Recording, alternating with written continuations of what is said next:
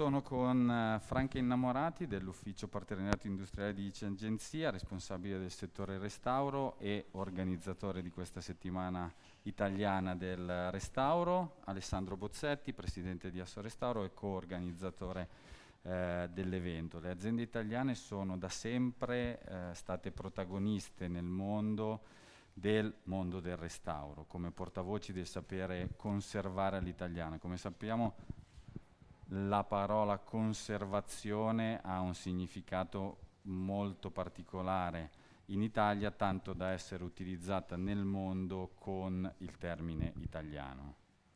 Hello everyone, I'm here with Franca Innamorati from the Office for Industrial Partnership of D.A.Y.1 Agenzia, in charge of the restoration sector and organizer of this Italian Restoration Week. And then Alessandro Bozzetti, the president of Assorestauro and co-organizer of this event. And of course, the companies operating in the restoration sector have always been, historically, spokespersons in sense of the Italian conservation and being able to preserve the Italian word conservazione, conservation, has a peculiar meaning and is often used in Italian.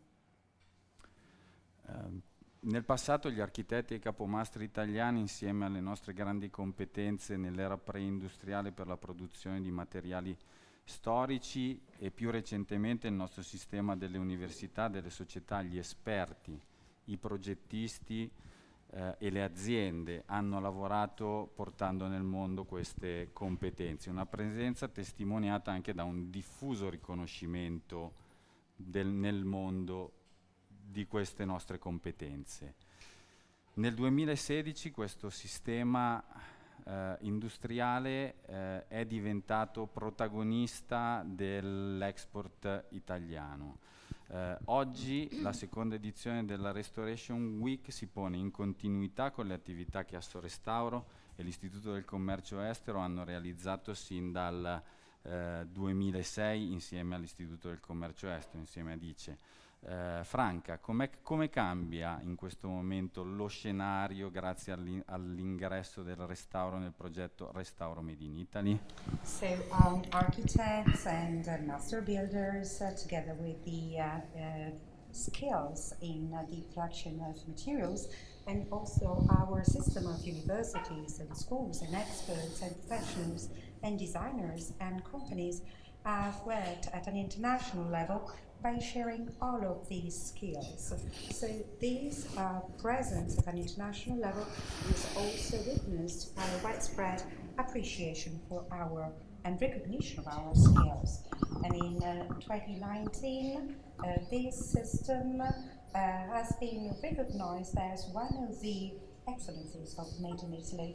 Today, this is the launch of the second edition of the Restoration Week, the first one under the auspices of the Ministry of Foreign Affairs, in continuity with the activities and actions that D.A.Y.1 Agenzia and Assorestauro have been carrying out since 2006. So, Franca, how has the promotional scenario changed in consideration of this project, Restauro Made in Italy? Il Restauro Made in Italy è la prima forma, la prima espressione di questo nuovo accento del restauro quale testimonial di eccellenza, di alta eccellenza in termini di sistema paese. D.A.Y.1 Agenzia è orgogliosa di dare attraverso la Restoration Week questo nuovo e innovativo appuntamento sia per le aziende italiane che per tutta la realtà estera che vive e respira dell'attività quotidiana dei nostri operatori esteri, anch'essi coinvolti nel settore. Of course, Restauro Made in Italy is the first, let's say, form of this new approach considered as an excellence of the country system. So restoration considered as an element of excellence. So each is very proud of the Restoration Week, also considering the new approach adopted for Italian companies as well as international ones that are certainly including all of the Italian excellence that is widespread at an international level. È con orgoglio, ma soprattutto con degli obiettivi specifici già articolati su diverse realtà paese, verso i quali intendiamo promuovere il settore in termini sia di tradizione che di innovazione, di expertise, di tecnologia italiana. Sono tutti termini che potranno dialogare in maniera più approfondita con varie realtà geografiche estere. Diversi paesi hanno già espresso il loro interesse a collaborare con noi, e quindi la collaborazione tra ICE Agenzia e Assorestauro attraverso la Restoration Week è di nuovo un punto di partenza per dare vita, per dare contenuto ad un'opera comune, italiana ed estera, in cui da entrambe le parti possiamo, da parte italiana, valorizzare le nostre radici e la nostra tradizione, ripeto, la nostra expertise, ed è un patrimonio che mettiamo ben volentieri a disposizione di realtà che con molto interesse ci guardano. Faccio un accenno a paesi come l'Egitto, come l'Arabia Saudita, come il Tagikistan, insieme ad altri paesi che già hanno avviato e hanno già forme di collaborazioni in fase di realizzazione con noi. I am definitely proud to consider these goals that we have put in place with different countries. Our idea and our desire is to promote the Italian sector when it comes to our tradition, but also innovation, also in consideration of the important Italian expertise. And this is something that we want to share at an international level with all of the international countries. And in fact, different countries have already shown their interest in collaborating with ICE and Assorestauro. And the Restoration Week is a point of start in order to launch a number of shared activities. And also this is an occasion for Italy to enhance its roots and expertise. And we are definitely willing to share our heritage with other countries, including but not limited to Egypt, Saudi Arabia, Tajikistan, and other countries that have expressed their desire to collaborate with us. Grazie Franca. Alessandro, in qualità di presidente di Assorestauro, qual è il maggiore impegno e la responsabilità che chiediamo alle nostre aziende per affrontare la sfida dell'export? Grazie Andrea e buongiorno a tutti. Credo che l'impegno più importante sia quello di una attenta e meticolosa conoscenza dell'oggetto del restauro, a partire dalla conoscenza storica, architettonica, artistica, dei materiali, delle tecnologie che lo compongono. Così come quella delle nostre aziende che sperimentano le tecniche, i materiali, le tecnologie per applicarle, così come una grande formazione dei restauratori e delle maestranze che poi sono coloro che danno corpo all'intervento vero e proprio. So our main commitment is to have a careful and deep knowledge of the object that we intend to intervene in, so the object of our restoration. And when I say knowledge, I mean from a historical and artistic viewpoint, including the origin of an object. So our companies are now testing a number of new materials and technologies, and we also provide training to all of those that operate in the restoration field, so restorers, but also the workforce. Ecco, la responsabilità più grande che abbiamo credo sia proprio quella di aver ereditato un metodo di restauro che abbiamo, come dire, il dovere di poter condurre avanti, il dovere di esportarlo in altri paesi stranieri con l'attenzione, la meticolosità di cogliere la loro cultura, i loro metodi, le loro usanze e tradizioni per non imporre una progettazione, ma andare con un metodo condiviso. So our responsibility, well, we certainly inherited a restoration method that we want to export to other countries. But the thing is that we of course, we want to include the culture and the tradition of other countries. So we do not want to impose our method, we want to find a shared way to intervene. Ed è quello che abbiamo fatto da tanti anni con Assorestauro, e che essere stati inclusi nel Made in Italy ci rende molto orgogliosi e ci dà molta riconoscenza e appunto responsabilità. E tutto questo è quello che noi possiamo e dobbiamo portare ed esportare nel Made in Italy. So over the last few years, this is what we have been doing with Assorestauro. The fact of being included in the Made in Italy is something that makes us proud, but also even more responsible. And this is what we certainly want to continue to do. Allora, grazie Franca, grazie Alessandro. Noi ci incontreremo più volte nel corso di questa settimana e dopo questa piccola introduzione andiamo allora a cominciare con la Restoration Week 2020. So we are certainly going to meet on several occasions during this week, and so after this brief introduction we are going to start the presentations of the Restoration Week. Thank you. Grazie.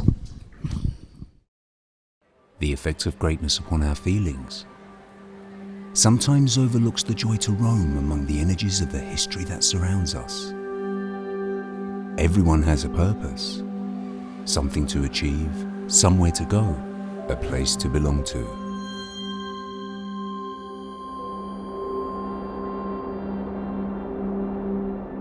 However, sometimes the best part of a journey is getting lost.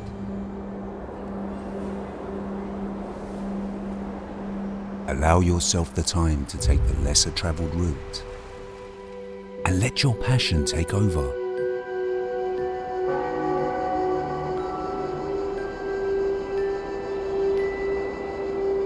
Let yourself be surprised by the unexpected.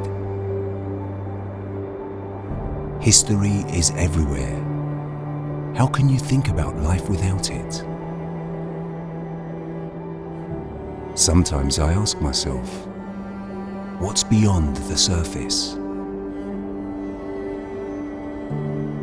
Everything I've undiscovered from the past makes me conscious of our future.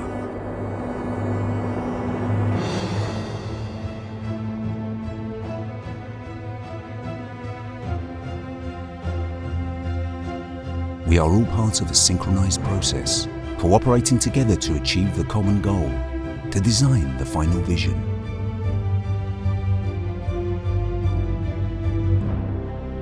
A perfect balance between history and technology contributes to the optimal preservation of our heritage and leads it into the future.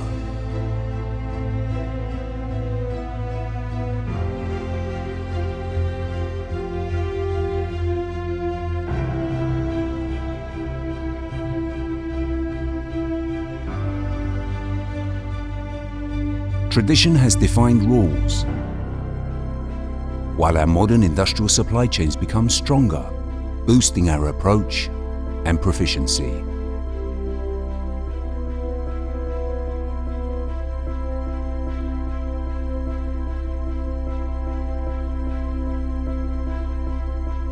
All this heritage value surrounds us, even where you don't expect it.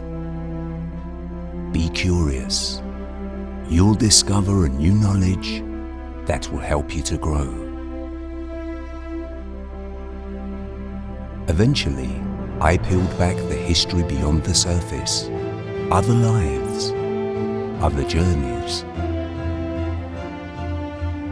My work is not finished yet. There's a huge heritage to look after, to carve in memory, and to preserve for next generations. This is who I am, what I stand for. This is my profession.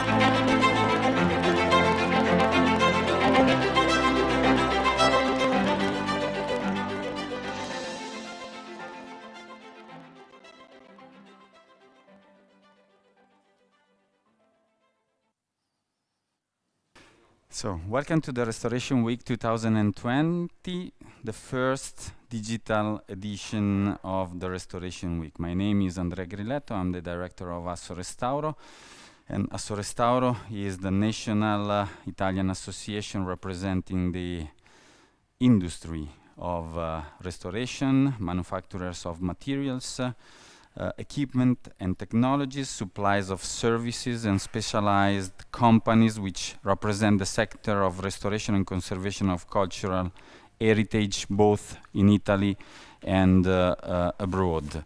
Assorestauro, as we said in the introduction, is cooperating with the Italian Trade Agency to promote the Italian restoration sector since 2005.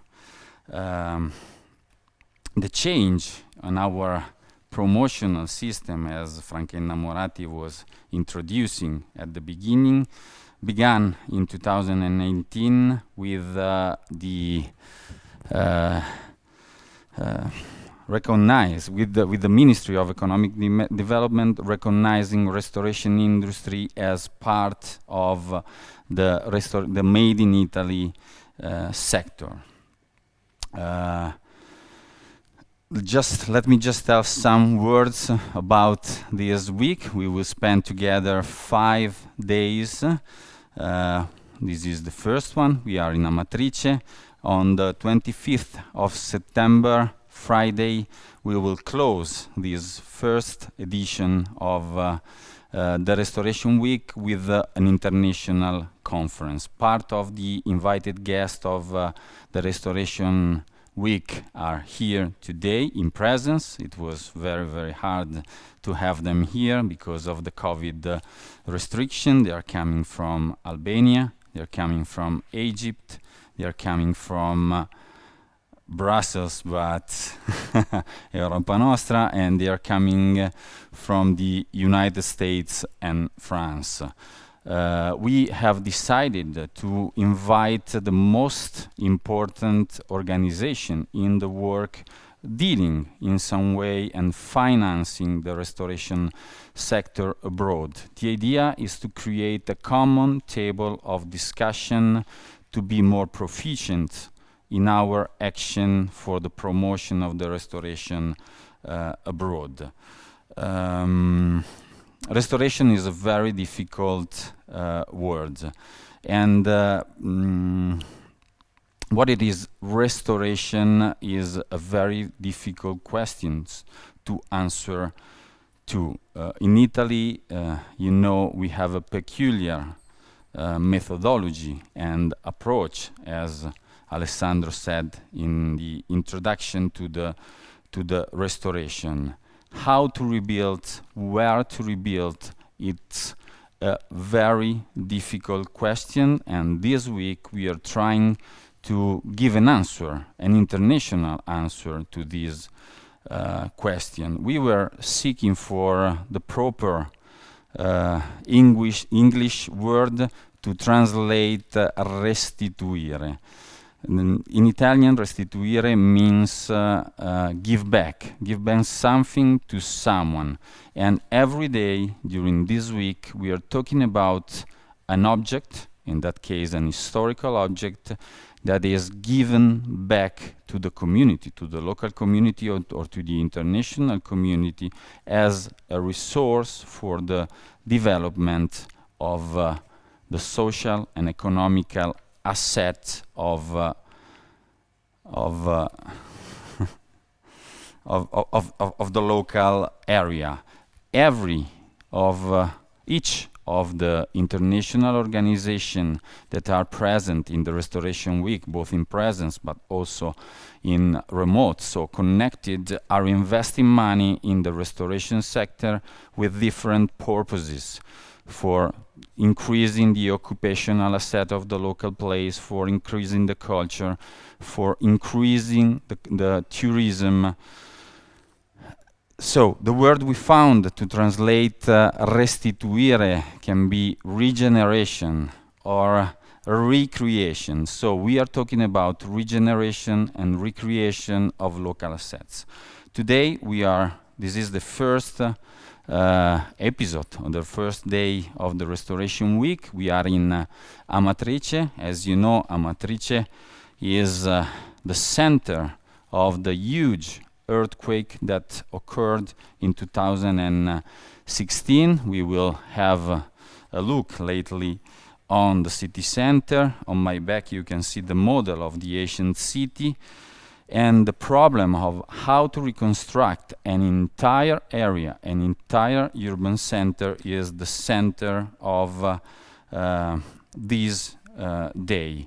As you know, in Italy, the symbols that are creating the community are often, especially in small villages, related to the church, the bell tower, high buildings, tall buildings, the sound of the bell are in some way participating to the daily life of the people. So the first intervention that I have the honor to present, is a speech of Monsignor Domenico Pompili, Bishop of Rieti, which is a special witness of the first phases of the earthquake and the phases of the reconstruction.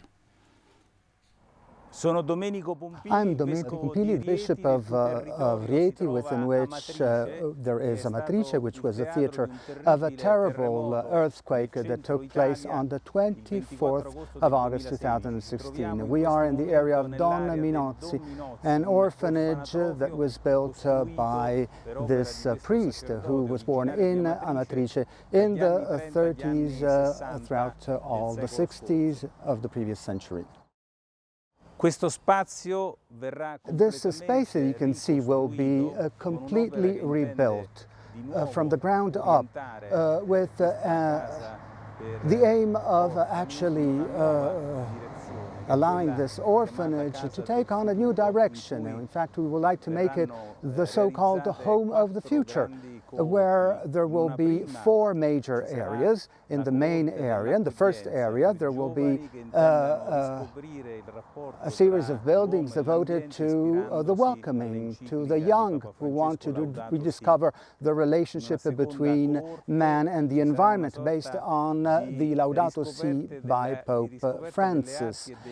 And then in the second area, we would like to focus on rediscovering the arts and crafts by placing greater importance on the food sector in collaboration with Slow Food.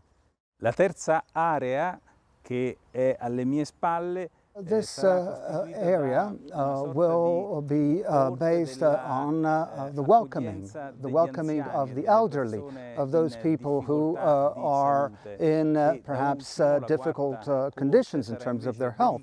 Then the last area will be devoted to the administrative offices of the municipality of Amatrice. So we would like to actually give life to an area of about 18,000 square meters, an area that undoubtedly will be at the very heart of the new Amatrice.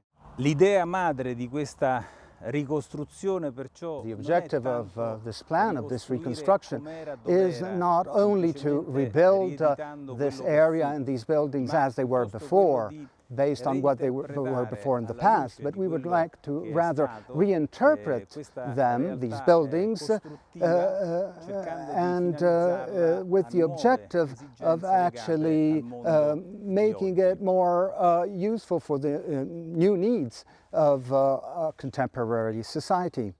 La questione The intent is actually not to just rebuild the buildings as they were previously, but we would like to rather show even the wounds of this earthquake, wounds that may allow people in the future to understand that the historical center of Amatrice is not only made up of the historical venues, but also it is made up of the people who will inhabit and who will live in these buildings in the future.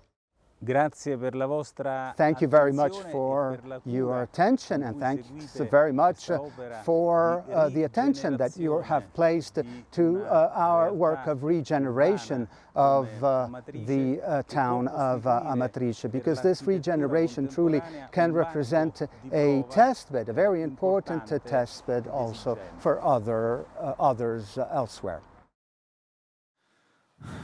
It is extremely difficult today walking through Amatrice to recognize the former urban asset of the city that you can see in this model on my back. The local authorities are facing a very, very difficult challenge together with the Ministry of Culture, the Lazio region, and all the actors that are working for the reconstruction. We want to stress three words that we think that can represent the actual situation of Amatrice. Rebuild buildings. That means that's a matter of bricks, stones, mortar, cement, concrete, but it deals also with architecture and urban planning. What and how to rebuild a context that is completely demolished, or the most part of it have been demolished by the earthquake. Recreate the identity of a place which is lost together with its stones, with its brick, with the falling out of those elements of the city that creates the identity of every person living here. Regenerate the economy, to reinvent a place, its economy, its tourism, and plan the future of the city. Rebuild the building or part of the building is not enough to give a new life of this place. Today we will talk with the municipality, the mayor, the Board of Council for the Culture about future programs for the reconstruction, not only to go over the emergency. A part of this speech has been made by the mayor of Amatrice, Antonio Fontanella. Benvenuti nella nostra cittadina, Amatrice, almeno così come era prima del terremoto. Io sono il sindaco Antonio Fontanella. Il nostro territorio è situato a 955 metri sul livello del mare ed è in quella parte del Lazio che si insinua tra le Marche, l'Umbria e l'Abruzzo, alle pendici dei Monti della Laga, alti tutti 2400 metri e parte del grande Parco Nazionale Gran Sasso e Monti della Laga. Welcome to everybody to our city, Amatrice, or at least this is Amatrice as it was before the earthquake. I am Antonio Fontanella, the mayor, and our territory is placed at 955 meters above the level of the sea, and it is in that area of Latium, between Latium, Marche and Abruzzo regions. At or near the Monti della Laga, which are high 2,000 and 4,000 meters, and which is part of the Parco Nazionale del Gran Sasso and the Monti della Laga. Il capoluogo è circondato da 69 frazioni, sono 69 centri rurali molto vivaci in cui si pratica l'agricoltura e la zootecnia. La caratteristica infatti delle produzioni tipiche del territorio sono il pecorino ed il guanciale, sono gli ingredienti fondamentali di una famosa ricetta conosciuta in tutto il mondo che è gli spaghetti alla matriciana. As you know, this area is very large. It is made up of 69 different smaller towns where there are many agriculturers, farmers, and herd raisers. And in fact, one of the typical products of the territory are the pecorino and the guanciale, which are the two main ingredients of a very important and famous dish, i.e. the spaghetti alla matriciana. Tutto il territorio ha origini già all'epoca romana, ci sono sulla via Salaria molte testimonianze di quel periodo e il centro storico di Amatrice era circondato da mura ed è ricco di monumenti e di chiese. Quelle principali sono del XIII secolo, sono la chiesa di San Francesco, un annesso, un antico convento, la torre civica, la chiesa di Santa Maria Lauretana dove era stato istituito il Museo civico e tante altre chiese come Sant'Agostino, Madonna di Portaferrata, chiesa costruita a ridosso di una delle porte d'ingresso della nostra cittadina. So our territory, our town dates back to the Roman period. In the Via Salaria, in fact, there are many items that testify the fact that it dates back to that period. Now, the town was surrounded by walls. It is rich in monuments and churches.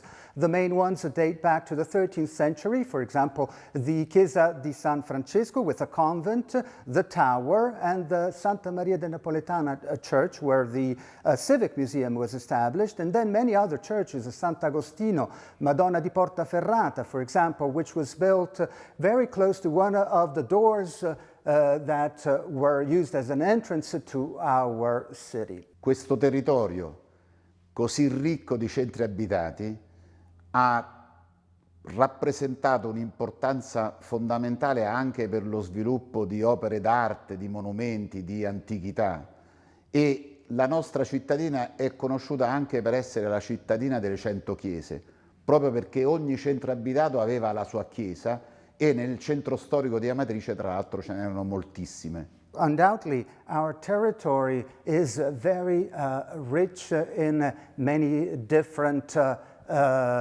from many different points of view. And it was a fundamental, our area, our city, also in terms of antiquity, of art monuments. Our town, for example, is very well known as the town of the 100 churches, because in each smaller town around Amatrice there was one church, and that's why it's called the city of the 100 churches. Oggi l'obiettivo di tutti è quello di ricostruire questo straordinario patrimonio storico, architettonico di cui era ricco il nostro paese.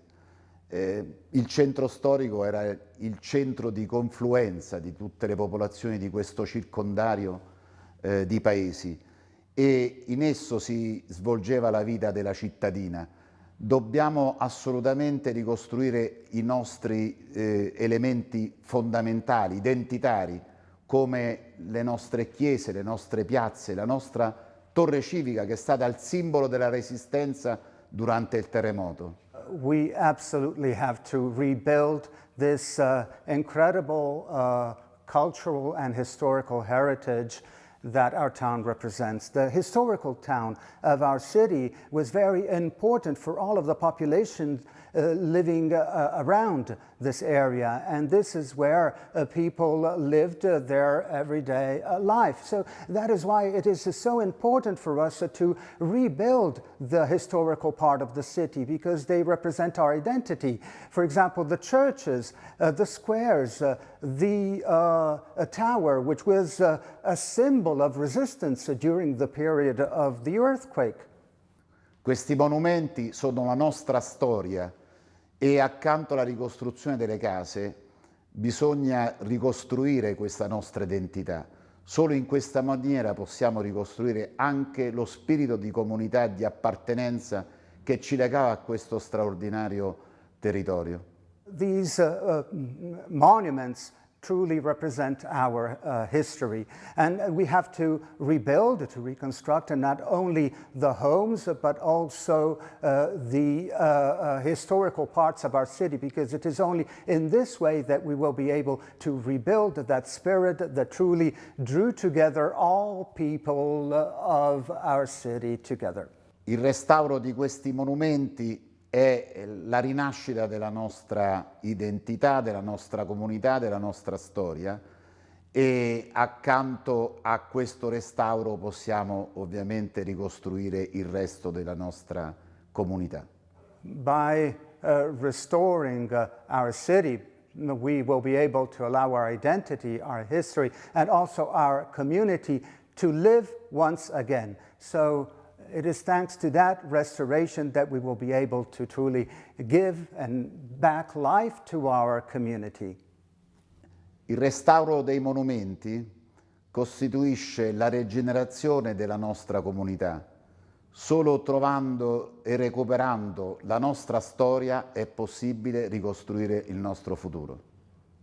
Why is it that it is so important to restore monuments? Because it truly allows our community to live once again. It is only by recovering our history that we will be able to actually plan and live our future. Bene, grazie per l'attenzione e a presto nella nostra cittadina. Thank you for your kind attention, and I hope to see you again in our city. Together with Paolo Iannelli, Special Superintendent for the earthquake to 24th August 2016, Task Force MIBACT U4H, and General Manager for the National Emergency. We are talking about the procedures of emergency, talk about the after the earthquake and the administrative and technical problem that are connected with the reconstruction. Buongiorno a tutti, intanto e grazie per l'invito e per questa occasione molto importante di poter affrontare questo tema, che è un tema estremamente interessante anche da un punto di vista tecnico. Il restauro, quando si ha a che fare con delle calamità naturali, when faced with natural calamities. Diciamo una calamità naturale. Now, this, of course, entails some issues, some problems that differentiate it from normal rebuilding, normal restoration. Why? Because, of course, we have to face an emergency. Now, when there is an emergency of this type, there are two types of damages. One damage, that is the damage that entails from the earthquake, and then a damage that occurs afterwards. So we have to clearly distinguish these two types of damages, because for each kind of damage, we have to try to intervene in a different way. Now, as to the immediate damage, the first one, i.e. the one that is directly connected to the event, in this case, the earthquake.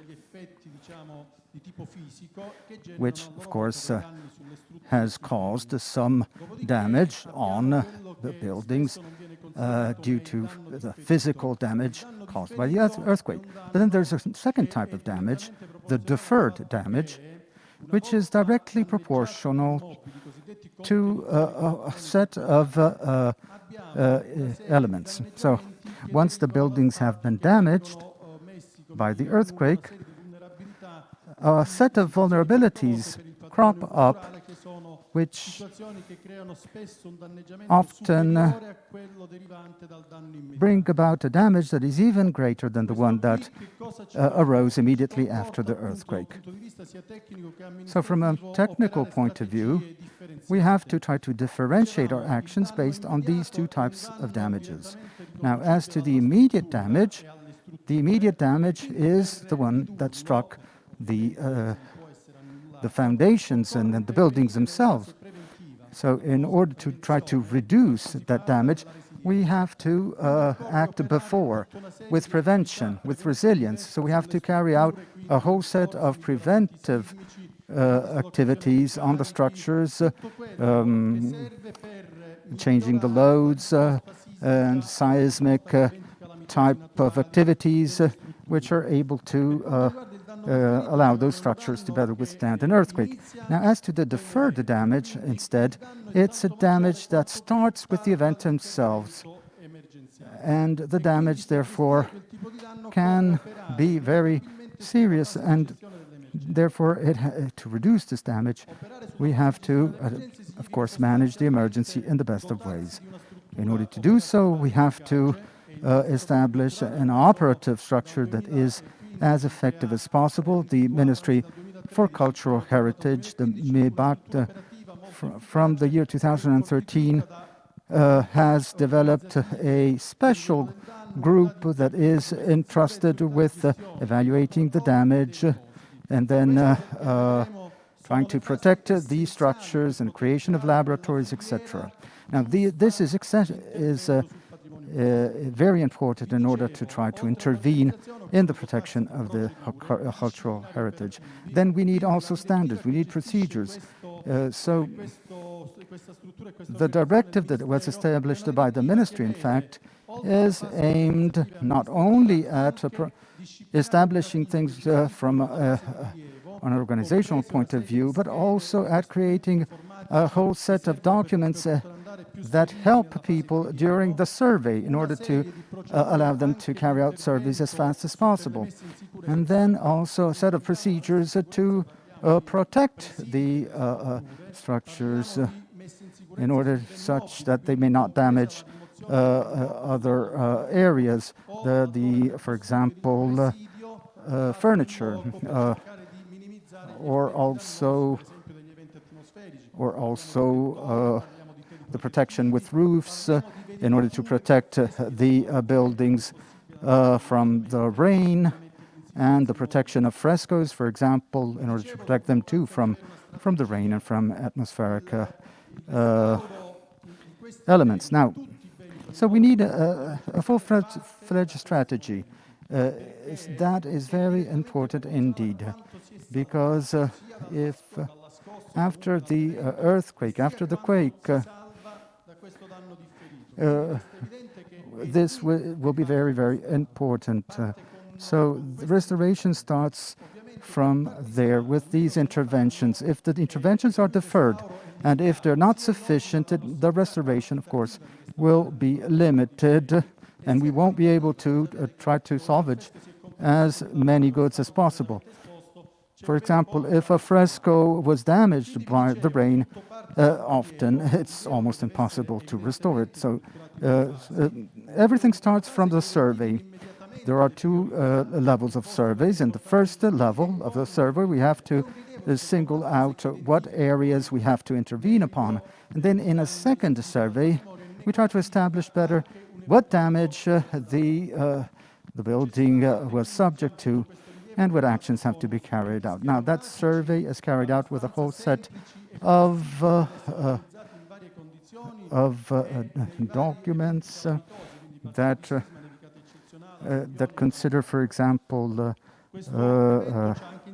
various aspects connected to earthquake, but also to other environmental problems. Now, of course, in doing this, we have to use computerized systems, and in fact, at the moment, we also adopt tablets in order to carry out surveys as fast as possible. And we also try to aggregate the data that we collect, such as to redefine our strategies during the time while we achieve that information. Now, in particular, as to what happened here in Amatrice, as to that earthquake that we referred to before, this event, of course, did entail quite a lot of problems because we are talking in this case of 3 seismic activities, 3 quakes that were separated one from the other. Now, it was not one big quake with smaller quakes that followed as it would happen normally, but here we had 3 quakes of the great magnitude, of the great intensity, which, as you can see there, redefined the crater, extending it in other areas in a dynamic way, creating a whole set of problems also from a management point of view. So, here you can see the number of cultural heritage areas that were involved. As you can see, there are many, and we're talking both about buildings, but also about other works of art. So indeed, so many items that, of course, involved further difficulties. Now, as to the quake, now, an office was created, the special office for the earthquake, an office that was not supposed to replace the administrative offices that already existed, but was supposed to actually coordinate the emergency activities and the phase that followed afterwards. So the office was not a watchdog for others, but it was just aimed at coordinating the activities of all other offices. One of the first positive achievements of this office was that we were able to start with reconstruction in the immediate phase after the quake, because sometimes it happens that during the emergency you handle, you have to tackle a lot of problems day by day, and then at some point you stop and you start with the ordinary activities aimed at restoring. In this case, instead, we tried to carry out during the emergency itself, also activities aimed at the reconstruction. So reconstruction during the emergency itself. Now, in the subsequent phase, for example, the planning is very important. So while we were still trying to protect some of the buildings, at that same moment we were developing reconstruction plans which were aimed at protecting the buildings with a view at protecting them in a more definitive way. Now, as to the interventions that were carried out on the buildings, we did not only act as trying to preserve them, but we were also trying to rebuild them in some cases. Why? Because we were trying to push for reconstruction, although we were, of course, aware that the emergency was on its way, and we had to tackle that too. Now, of course, one of the great problems was that buildings were falling apart during that moment, during that period. So we had to select some areas that we had were fundamental in terms of the reconstruction, that were important because of their cultural identity. So we have to, because during the reconstruction, we have to try to promote the identity of the town, and that therefore is very, very important. So, of course, we do not know sometimes how we can reuse the things that we recover, but we can manage the debris and rubble. But of course, if you do not think about how to act in advance, that you cannot reuse the materials that you have recovered. So we know that if you don't recover anything, you have no chance for the future. This is the reason why we've decided to recover materials and rubbles. And together with our teams, we have selected the materials and we have a number of, let's say, deposits of these materials. And of course, these are deposits in which we include these materials, these debris, which have to be rearranged. Similarly important is, of course, the de-risking of several areas. And of course, we had several warehouses, let's say, according to the quantity of materials we had to store. And in these areas, we store both the damaged heritage and also the heritage that we save before additional earthquakes or rain or snow further damage. So these assets and this heritage has been extensive. We're talking about thousands of objects which imposed additional food for thought to all of us because many of these objects were not even damaged. And this earthquake was so strong, so terrible for the community that another pathway had to be started. This is how to operate in order to give back some of the usability of these objects, maybe the less damaged ones or the ones which are restored or de-risked, in order to be given back to the community. And for two main reasons. One is because that is their heritage and of course it has to be given back to them. And secondly, these territories ask people not to leave these things because these objects are important identity elements for them, and then they have to go back to the places in which they were. Unfortunately, we know that the reconstruction of buildings and hamlets is inevitably long, mainly due to a series of complications, including infrastructures and logistics and the territory. There are some problems that, of course, entail a new planning. So it is necessary to adopt a new town planning, and then we have different activities to be put in place. But we have to give back culture to the population and also to the identity value, mainly linked to their heritage, to their cultural heritage that was de-risked, that was recovered, and which has to be given back to them. So, as I said, the debris and rubble that was managed through a specific directive, that is to say, one, the management of debris linked to cultural heritage, second, the objects linked to historical value, and thirdly, objects of no value, so that those that had to intervene could make decisions quickly.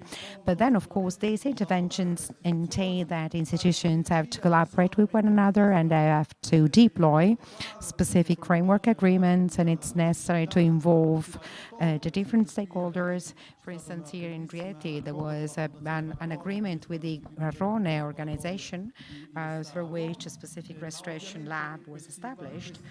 But of course, all of these actions and agreements were signed in several regions, and they have a practical value because, of course, they can bring the restoration to the territory, so that also the fact of showing how a restoration evolves, showing this in a place that was struck so hard, is a way to keep the love of people close to those objects. And people probably saw those objects in other places within the city, but then they are close to them while being restored. And then, in the case of San Benedetto, we signed an agreement with the University of Padua for a number of scientific and technical activities, especially where the severity of the event imposes a number of assessments linked not just to possible uses, but also other evaluations, but we have ongoing sites, always working, and this is a continuous improvement that we provide.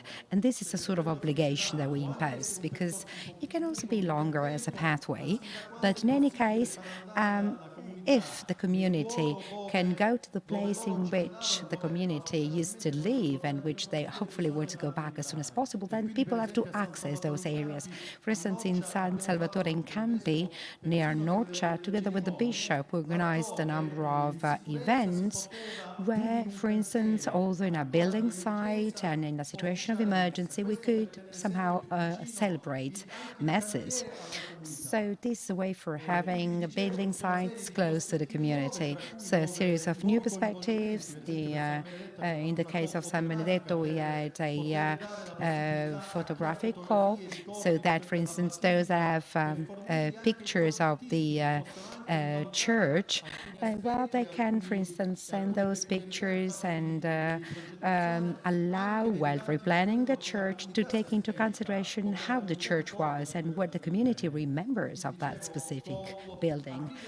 So opening one's mind to pathways that are more complex, for sure. So this is not a bare reconstruction, which is an end to itself.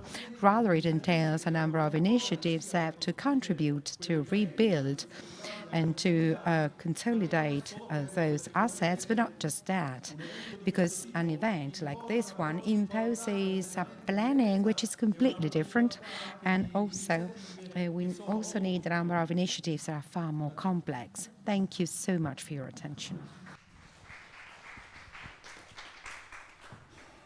Thank you, Paolo, for this presentation, which is very, very important to enlarge the context of the reconstruction of the seismic area. The seismic area is not only Amatrice. Of course, today we are dealing with mainly with Amatrice. So let's come back to Amatrice with Alessio Serafini and Federica di Napoli Rampolla. Alessio is the assessor for the culture of the municipality of Amatrice, and we'll talk about a brief history of the town. Federica di Napoli Rampolla is the restorer of the local superintendency, and we'll talk about of a little, not so little, treasure that we have in Amatrice, the Church of San Francesco. Alessio. Grazie e innanzitutto benvenuti, è un piacere ospitarvi. Parlo a nome di tutto quanto il Consiglio Comunale. Amatrice è un paese importante, una cittadina importante, le sue origini si fanno risalire al Medioevo.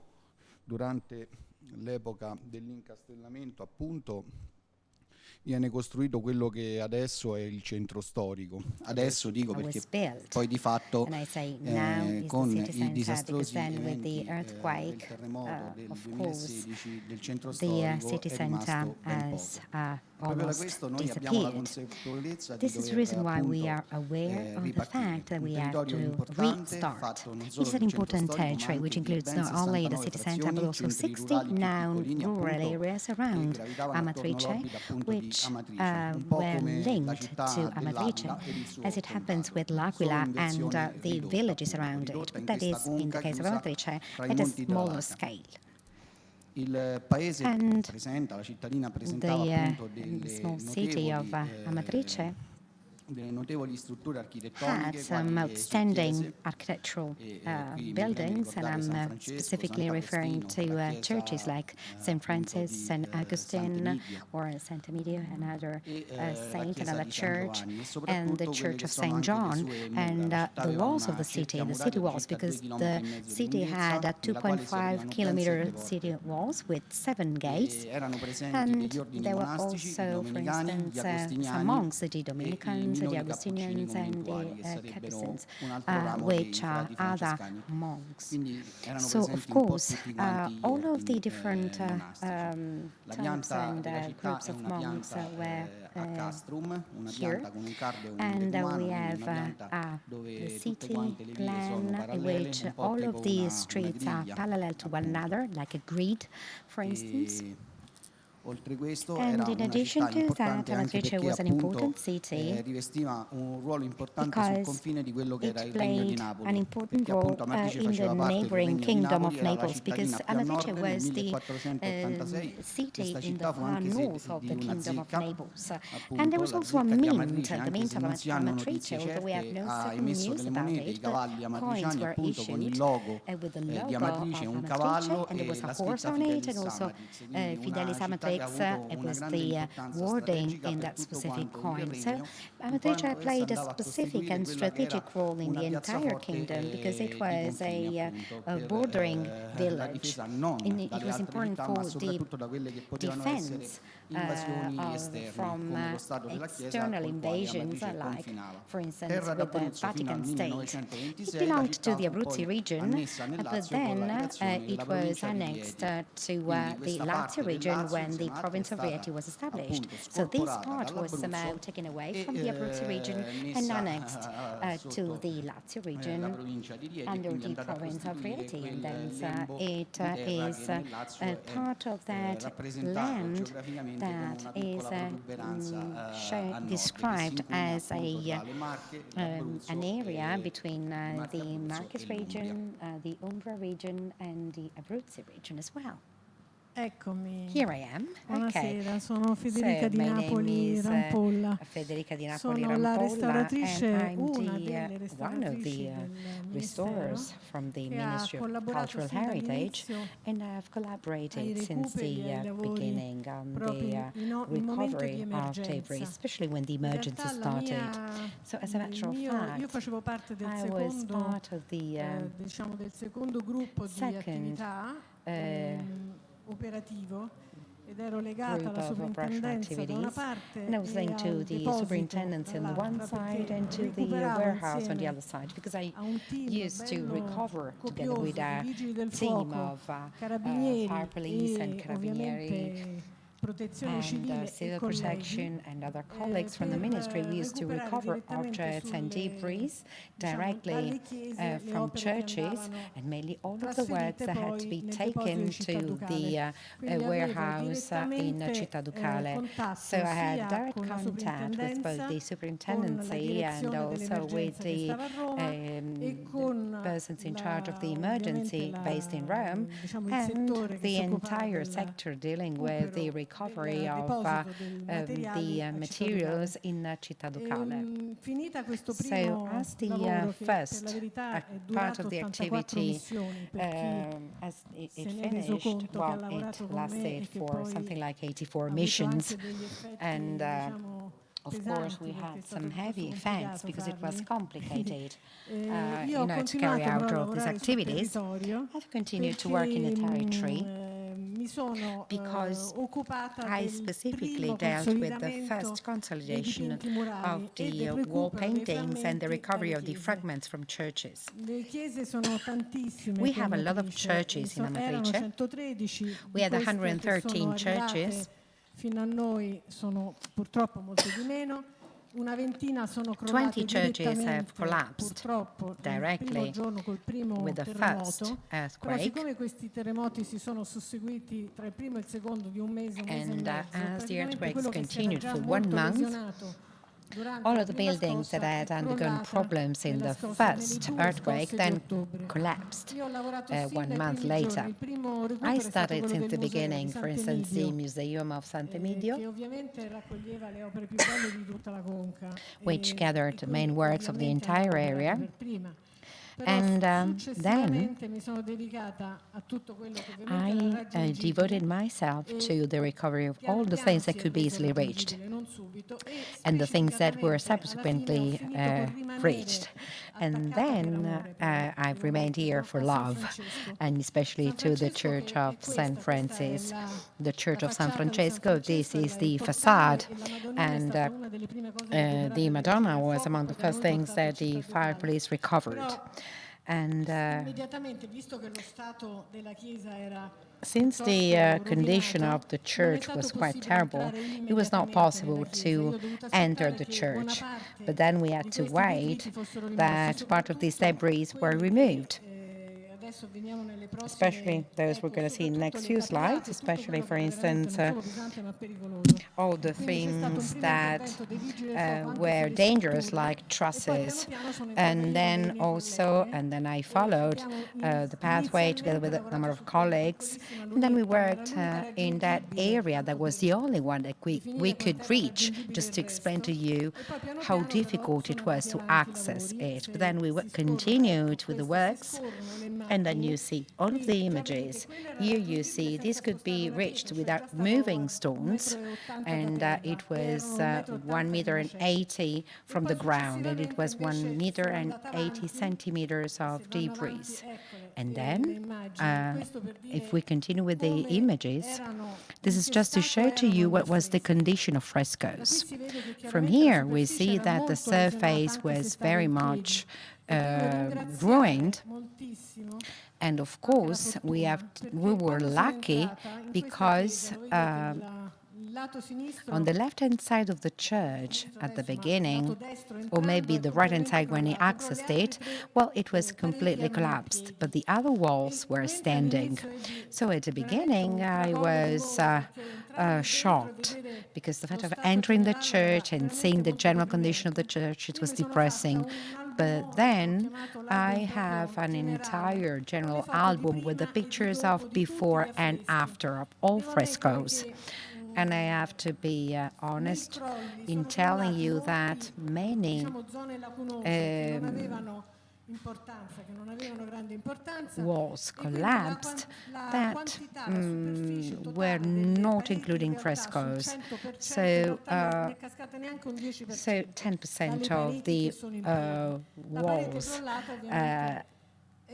cannot be recovered. Let's put it this way. So if we see the images, then you realize what the situation was. So here I was trying to somehow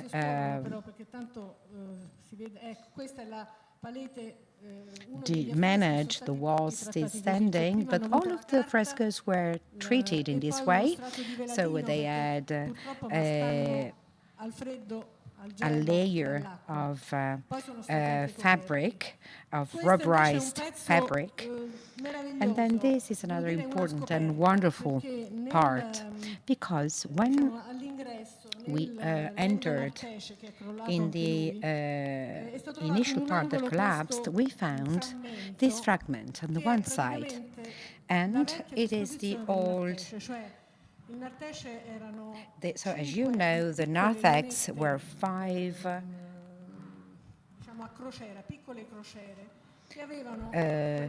lunette with a colored area, whereas what we see now is 5, or better, those that we were supposed to see. Is 5 lunette with no decorations, because the decorations were on the wall. So we recovered everything. So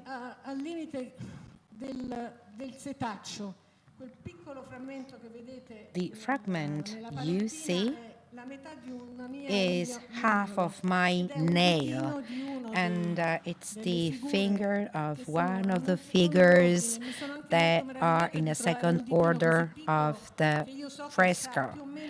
And it was, I think, at 6 meters of height. Maybe not even the painter could see it when entering the church, but it was there. And then if you continue to see the pictures, these are the various species that we were lucky enough to find and to trace back. And these are all of the pieces that I consider as large ones, so try and figure out the rest. think about the fragments I gathered and collected, and I collected all the fragments with other colleagues. I had colleagues that helped me to collect all of those pieces and fragments. So this was the statue of Camillo Orsini that fell down, and despite of the crash, it was lucky enough that it just had a scratch on one side only. So, of course,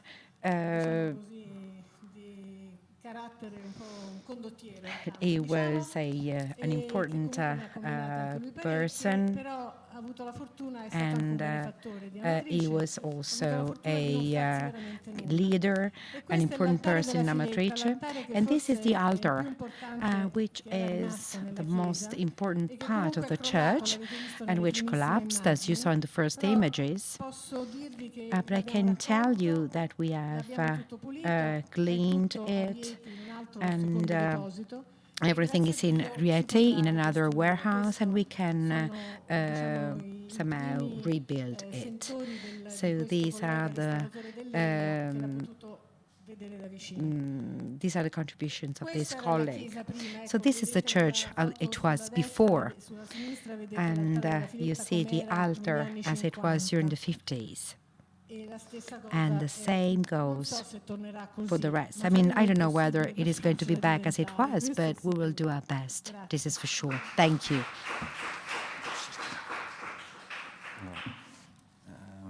Grazie. Thank you, Federica.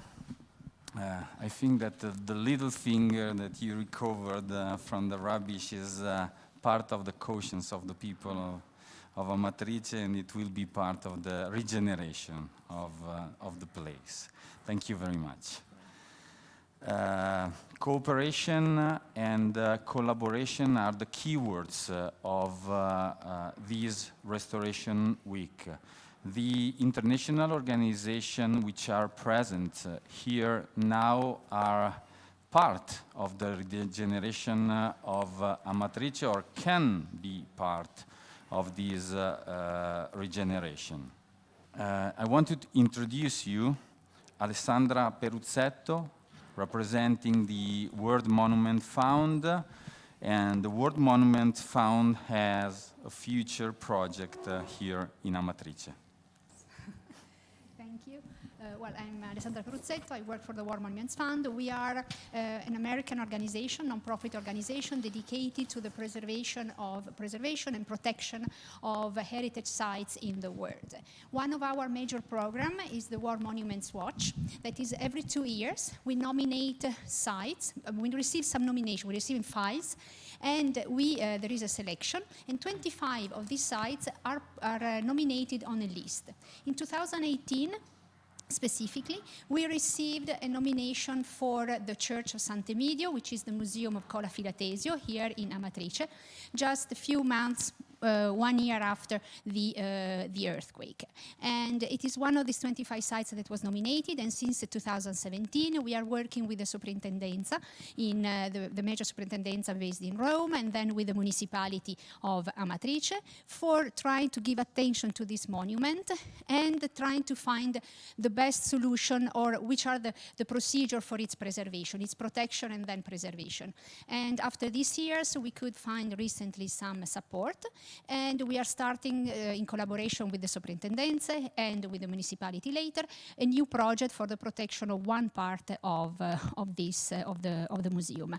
I don't know if you yes, you have it, so that we can see them. That's it.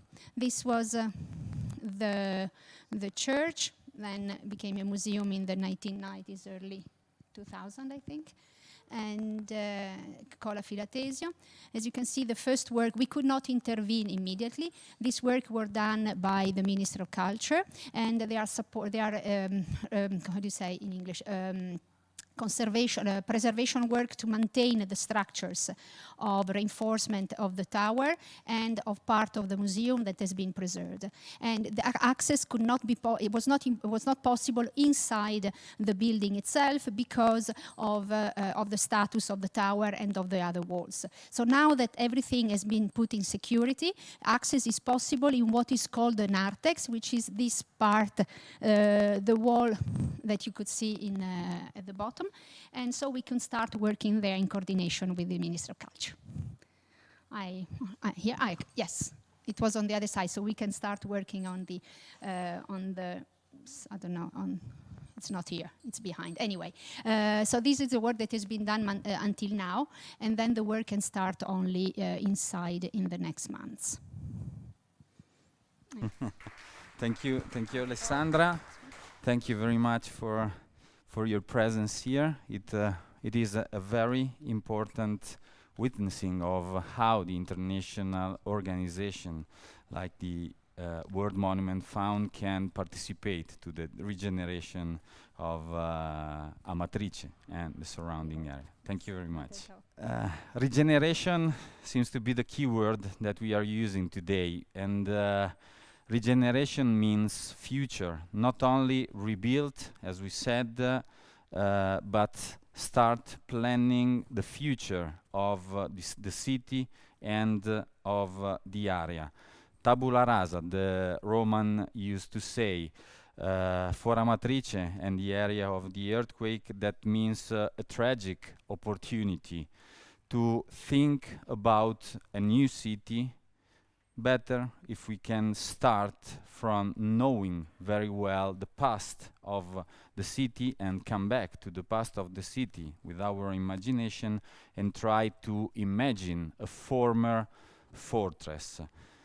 Alessio will show us an almost unknown part of the city, the remains of the defensive wall. They are almost inaccessible, but this morning we were able with the drone to fly over the walls, and Alessio will tell you something about that. Well, yes, indeed. In fact, this morning we went out to this place. However, unfortunately, this area is not accessible because the vegetation is it does not allow us to actually go there, the shrubs, etc. Now, Amatrice lost many of its symbols after the earthquake, and one of those symbols are these walls, the walls of the city that we are seeing now. A defensive system, 2.5 kilometers of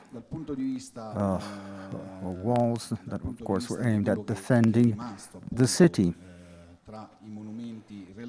Now, among the very few things that remained, that survived the earthquake, there are, in fact, these walls. Now, these walls were not, did not lean on buildings. It was a separate type of building, and of course in time it was not used anymore for defensive purposes, and however the earthquake did not hit that wall as it did the other buildings, and in fact 40% of the walls still are intact. Now, these walls are very peculiar because there are no other similar walls in other cities in the Abruzzi region dating back to that same period. So, in fact, it is very interesting to study how those walls were built and how they developed throughout time. Now, Amatrice was very well known for its defenses. In fact, in 1811, for example, there is a journeyman who refers or who talks about those walls. And then the frescoes of Dionisi Cappelli of 1842 depicts a wall around the Virgin Mary. So, true enough, the earthquake has taken away almost everything to Amatrice. However, I believe that if we carry out proper actions, if we do our work and roll up our sleeves and do things as best as possible, we will be able to actually allow to shed the light on, for example, those monuments, and the remaining ones that perhaps previously were not so well known to visitors, but that now instead are receiving much more interest, such as the walls. So we would like to start rebuilding Amatrice, starting from the walls, in order to leave to our new generations a city, a town that is even more beautiful than the one that existed before the earthquake. Thank you.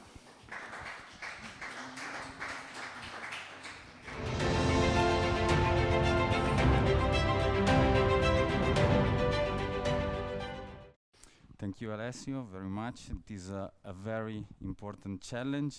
Today we were talking also with Alessandro Bozzetti, who is our president, and of course the association is willing to participate to this regeneration, because we think that to give a sign that there is something to do over the reconstruction, it is very, very important, and the regeneration of Amatrice is mandatory also for the association and its company. So thank you very much. We will work together very hard in the future. So this is the end for this first day. We started as usual. We are in Italy, so we started 15 minutes later, or it was 20, I don't remember. But we are finishing on time.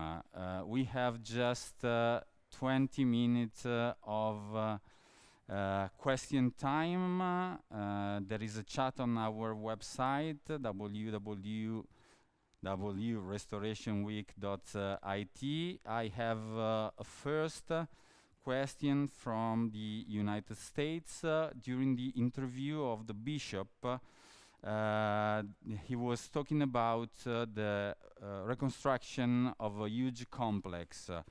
We have the opportunity to have here Sergio Mazza, architect, MIBACT, so Ministry of Culture, and coordinator of the project of the restoration of the Church of Santa Maria Assunta within the complex of the Don Minozzi.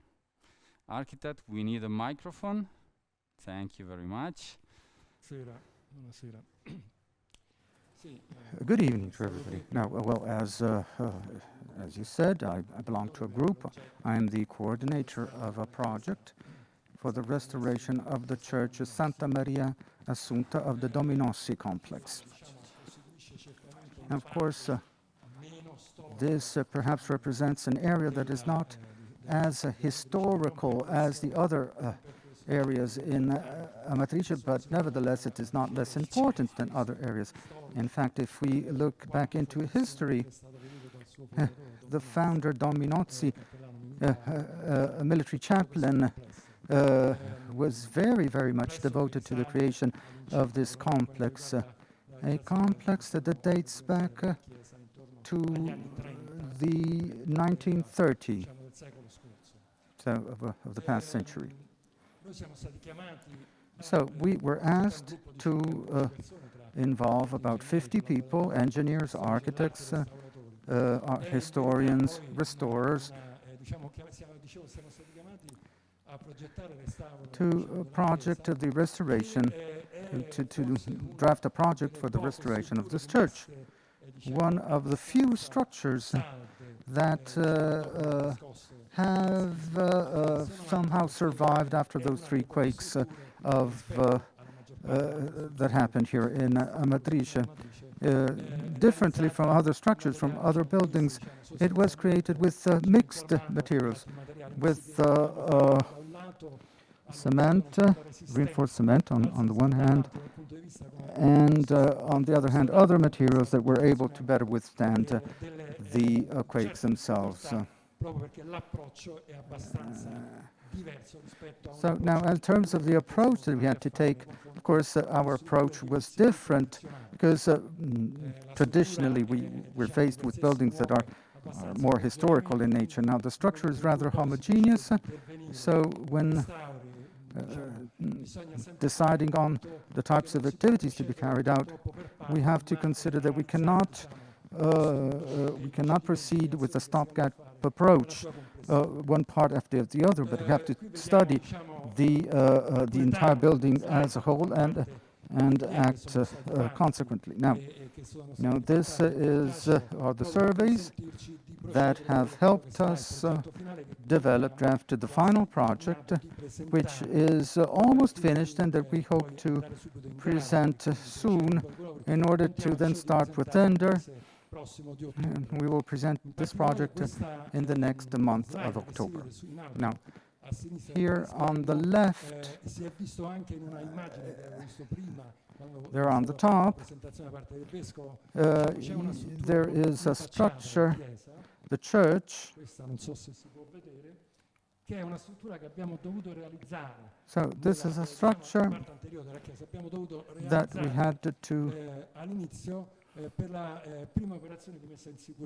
had to create in order to protect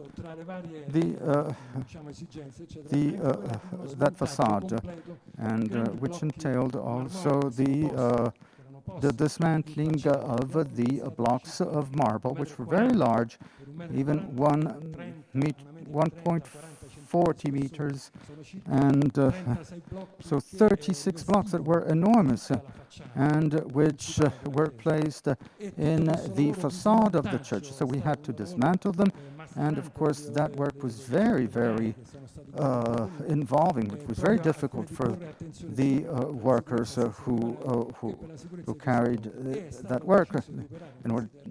So we decided to do that, however, because subsequently we wanted to change that facade. Now the church,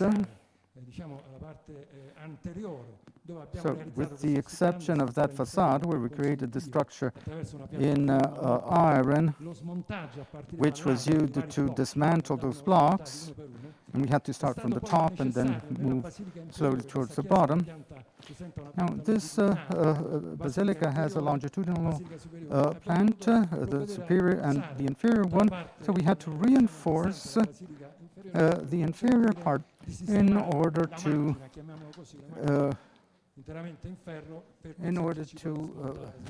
establish or to create that structure in iron, which we used to dismantle the blocks.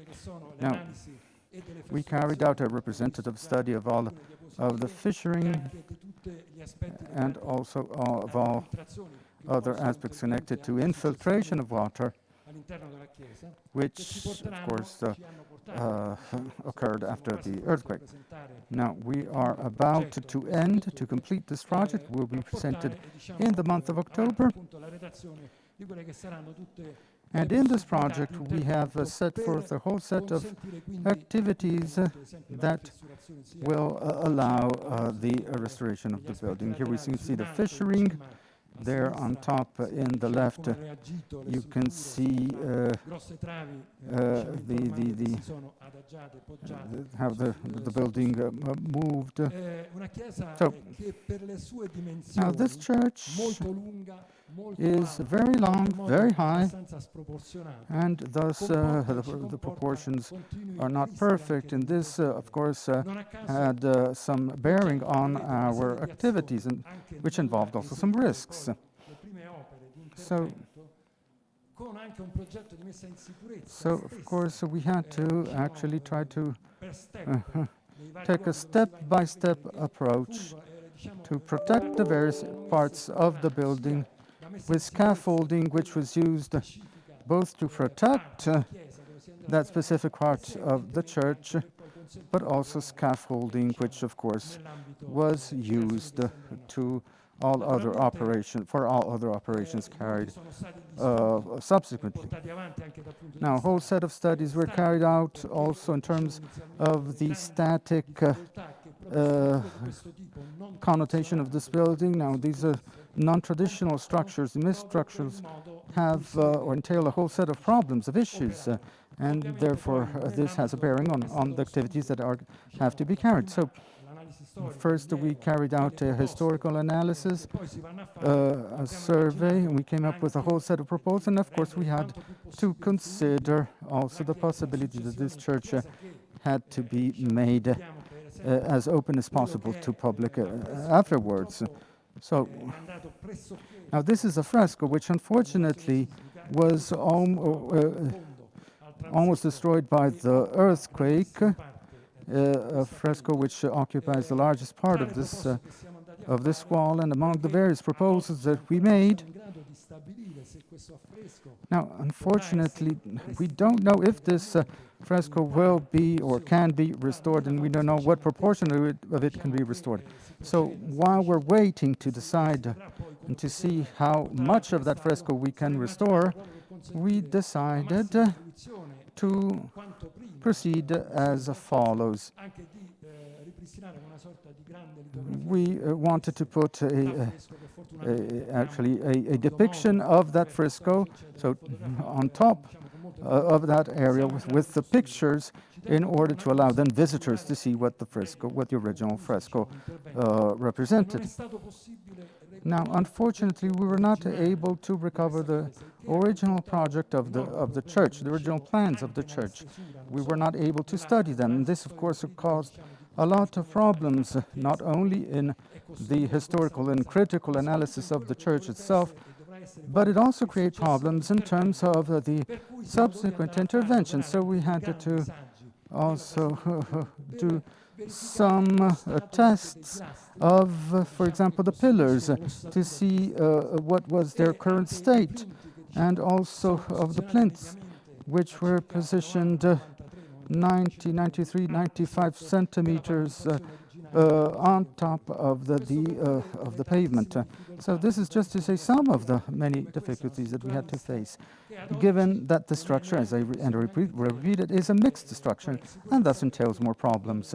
Now, to date, this structure was not put to safety completely because we were not able to complete the scaffolding completely. Now, for example, there are some marble in the inside which is still hanging, and the risk is that those slabs of marble may fall from one moment to the other. So we, of course, will have to at some point intervene in order to try to and somehow anchor or remove those slabs. It was an important part that we didn't have the opportunity today to visit, but thank you for giving us another piece just outside the city center of the city, but also a very, very important part of the city. Thank you very much. We have several questions, and but I think we can just answer to the last two questions because we are closing to the end of this live show today. Coming back to the museum of Cola Filotesio, we have the opportunity to have here the architect Daniele Carfagna, Superintendency of Rieti, Ministry of Culture, who is dealing with the restoration of the museum. Thank you. Salve.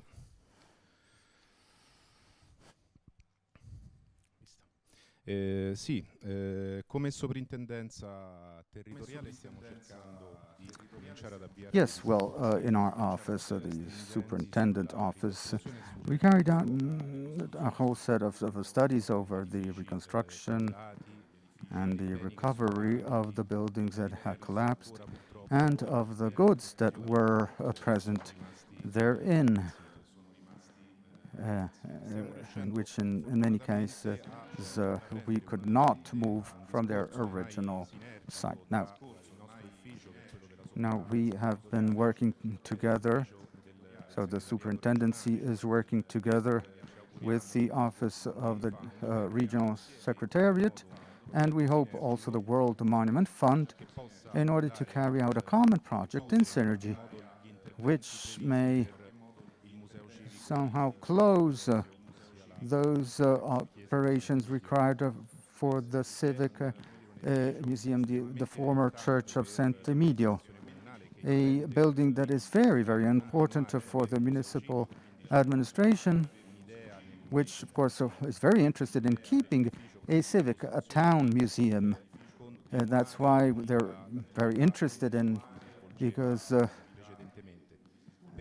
they would like to continue to render that museum available to the public. So we will carry out some works of, we've tried to recover some parts of the frescoes in the sacristy, which unfortunately we're a bit behind as to that, because there was a problem connected to the tower, which was about to fall on the church itself, so we had to protect that tower. So we're closing that phase, and we're consolidating part of the frescoes. We will consolidate part of the frescoes, the ones that are more interesting within Amatrice. And the works are about to start soon, quite soon, and we hope to end this chapter as soon as possible, such as to preserve and then subsequently restore, thanks to other funds, a very important part of the territory of Amatrice. Thank you very much, architect. It's a very long day. Today we have the last question for today, and it is at the Paolo Iannelli, the engineer superintendent for the reconstruction. The Italian Ministry of Culture has defined guidelines for the reconstruction of historic building.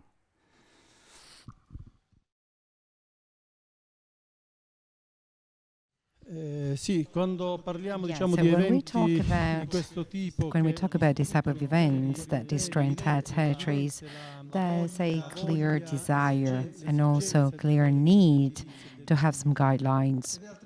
And it's also clear that the guidelines have to be as detailed as possible. So the context and the situation is such that the ministry, as from the beginning, has acknowledged this need, and as from the beginning of 2017, enacted a number of guidelines on the reconstruction of the towns and hamlets, which are published in the website of the ministry.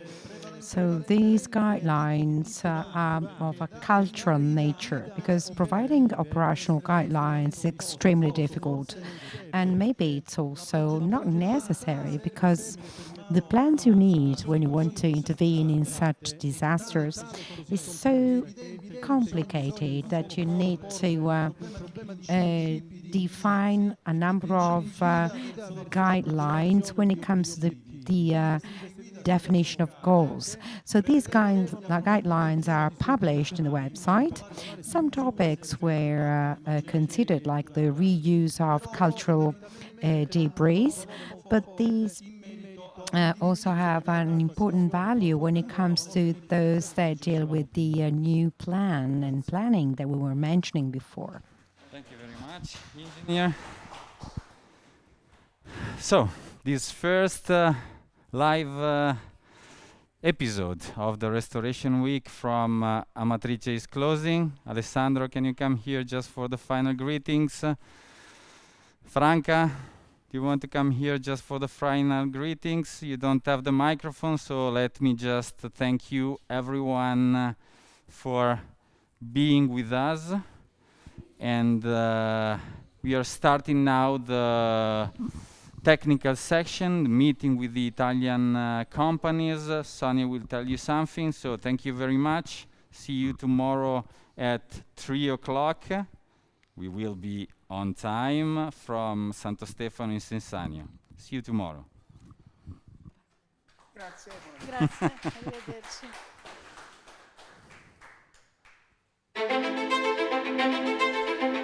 Thank you very much.